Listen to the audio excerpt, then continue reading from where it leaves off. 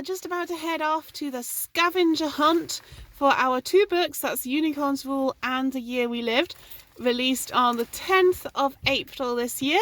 So we've just got in the car, and in the back you can see Orlando because he's also coming for his walk, and we're going to see what we can find. We were listening to She, sung by, who is it? Elvis Costello. And Ginny, who do you think She is like in your story? In The Year We Lived? Well, yeah, probably keep The Year We Lived. She's got so many stories, you see. I think she is probably most like, I'm going to go for Sister Helena, because she's so many different things. Yeah, Sister Helena's cool. I like Sister Helena. Yeah. She is a funky dude. Yeah, you're going to love this book, by the way. Right, I don't know if you can hear Orlando, but that's all we can hear. He does this every time we come up to Newton Hill. In fact, every time he goes in the car, actually, unless he knows he's going to the vets. So we've just turned into Newton Hill. I'll show you where we're going to do our scavenger hunt. So this is just about 2 miles from our house, and Orlando loves it up here, so we thought we'd come here for our scavenger hunt today. But you can do your scavenger hunt wherever you are. So you can do it in your garden, you could go for a walk around town or around your village or wherever you live. So you don't have to obviously come to Newton Hill. But I hope you enjoy our scavenger hunt. Because of the wind noise, I've had to re-record the sound for this part of the video. But the challenge was to find something that looks spiky but doesn't feel spiky. And obviously you've got to be careful when you're doing this one. You don't want to hurt yourself on anything too spiky. But the one that we found was actually a lump of, well, a type of grass, almost kind of rushes, I suppose. I don't know what type it was, but if you look at the video, it grows in big clumps, and the old grass dies back down, and then the new grass comes up from beneath. And the old grass, it always looks quite spiky. If you press down on it, it doesn't feel too spiky. So this is a really good exercise, because as humans, we use our sense of sight a lot, but it's not good enough to just rely on that in your stories. You've got to use your other senses too. For example, I'm using my sense of touch right now, feeling the grass. Our second discovery for our scavenger hunt was something slimy. Now, we're not actually going to reach down and feel this, but take my word for it, this is slimy. There we have a patch of frog spawn. You see that on the video? Fantastic. Okay, so how about just in the next couple of minutes have a think about different words you can use to describe something that's slimy. So think about that frog spawn, how it looked. What else could you say about it? Often, for example, when things are slimy, they're often kind of shiny as well. Shiny and slimy. So that might be something to have a think about.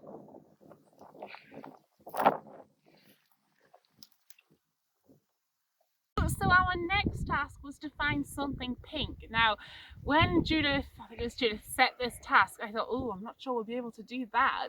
Pink just isn't a colour that you get around here at Newton Hill. But then Ginny spotted this. Now, I can't spend too long talking about it because it's a daisy. And daisies are Orlando's favourite treat, so he will come and grab it in his mouth if he knows that we're talking about it.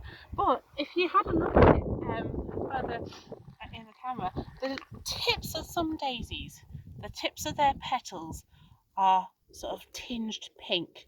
And this one's closed up because it's too dark for it to open.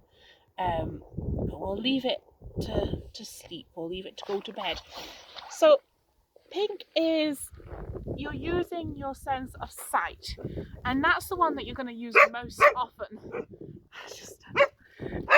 Because as humans, we use our sense of sight most often anyway.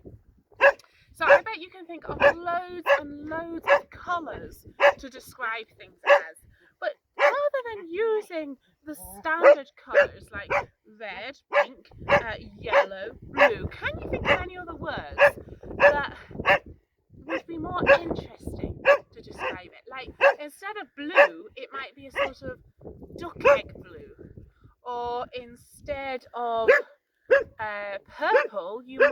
might say magenta. You see, now you're getting into more specific and more interesting colour names. So you don't just have to use the standard colours over and over again. Colours are a really good thing to use because everyone knows them. So as soon as you say a colour, your reader can instantly imagine what it's like. Right, let's go and find the next one. Hello, here we are at the next stop of our scavenger hunt, and this is something woolly. Now when we think of wool, we tend to think of like sheep, don't we? But we can find woolly things in other places in nature, including right here on this tree. Take a look at those. They're super, super soft, just like a sheep's wool. So they're lovely and soft to stroke. Now obviously we're going to leave them growing there because the tree needs these, but it's a good lesson to have a think about things that sometimes we think that we know where a certain feel comes from, a certain sense comes from, but actually we can find it in lots of other places. So bear that in mind when you're writing your stories. If you have something woolly, it doesn't need to be a sheep or a spaniel, which is also quite woolly.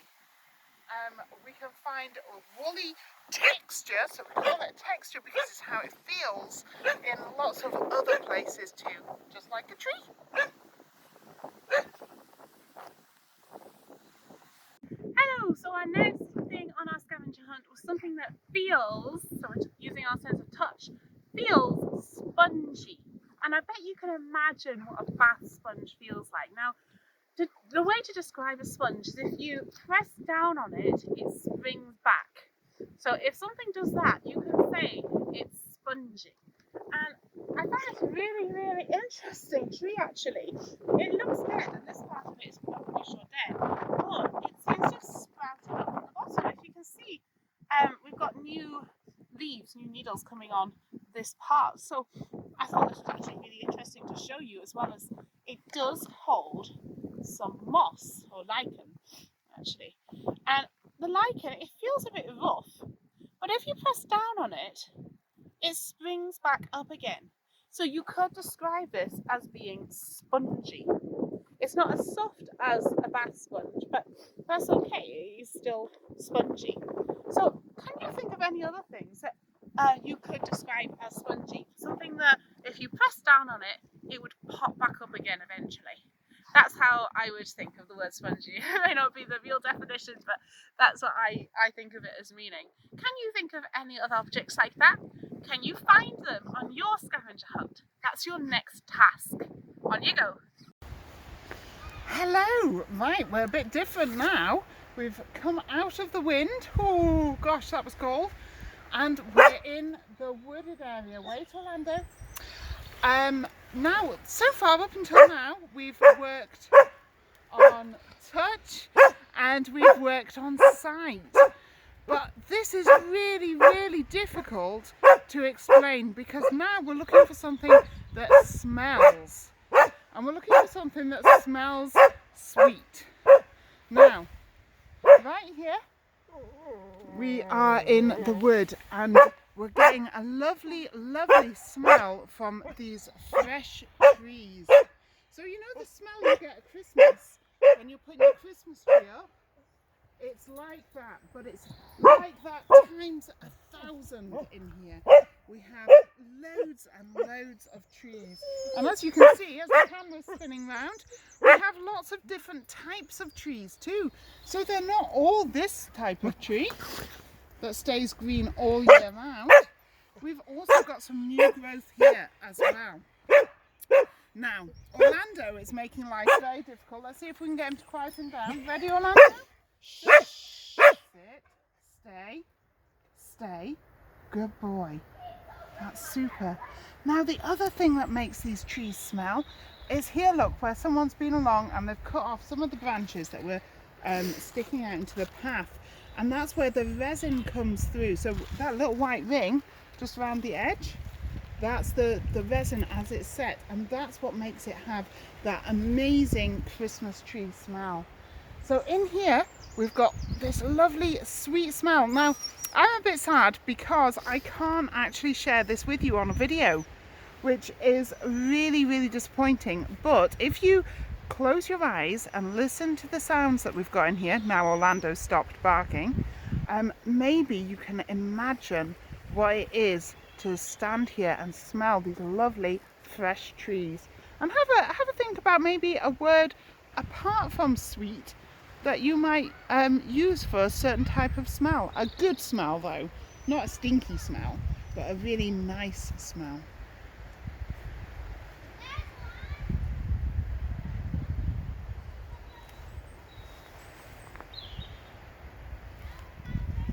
Hello again, we're back on the scavenger hunt. Now we've been challenged with finding something that has its name or its nickname based on the sound that it makes. Now we've heard so many birds, and we can give you a list of different birds that make their name sound, but we've just not quite been quick enough to get the camera out and ready as they head past.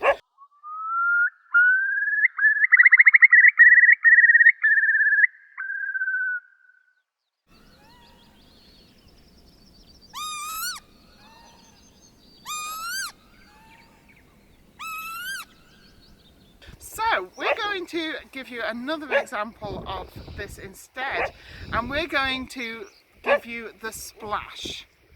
Now, we've had quite a lot of water around in the last few days, so thankfully we have this big ditch here, and I'm going to demonstrate to you why splash is called a splash. So listen carefully. You ready?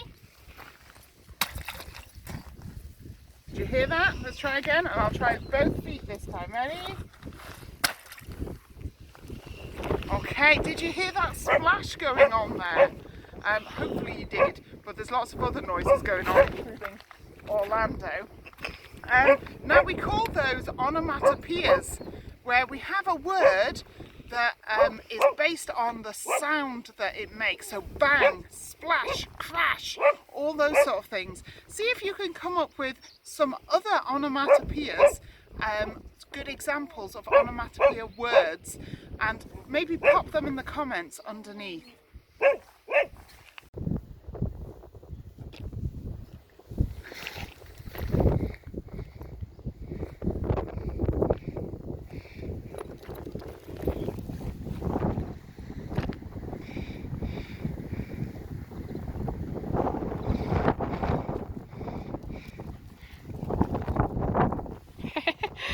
You're getting impatient. Yeah, you're impatient. This isn't actually part of the treasure hunt, but this is a common sight when we come for a walk. Buzzards. Well, there's one buzzard anyway, and it's hunting. So it's looking for its next meal. So they seem to spend most of their life hunting, actually. So the things that they find must only be very small. The last one is sound, and that's a really important one to use in stories, because many people use sound to help them keep safe and find out about the world around them. And the challenge set to us was to find something that sounded like a duck. Now, unfortunately, the ducks aren't here today. Oh, Orlando's being up. So I've got to get Orlando to sound a bit like a duck splashing around in the water. So are you ready? Okay, and go.